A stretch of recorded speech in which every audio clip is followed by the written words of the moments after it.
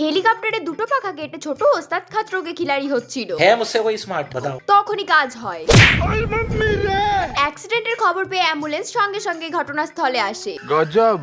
আর আঘাতপ্রাপ্ত হেলিকপ্টারকে হসপিটালে নিয়ে যায়। ये तो लेटेस्ट न्यूज़ है। বেচারা অসম্মান সহ্য করতে না পেরে রোলারের আগে গিয়ে শুয়ে পড়ে, গাড়ি স্টার্ট কর। কিন্তু নোংরা পরিষ্কার করার লোক ওকে বাঁচিয়ে নেয়। बहुत गर्मी है तेरे में। गर्मी देखी कहा तूने। তারপর মরার জন্য ডেঞ্জার এরিয়ায় গিয়ে দাঁড়ালো, बड़े खतरनाक लोग हैं। आजा आजा आजा।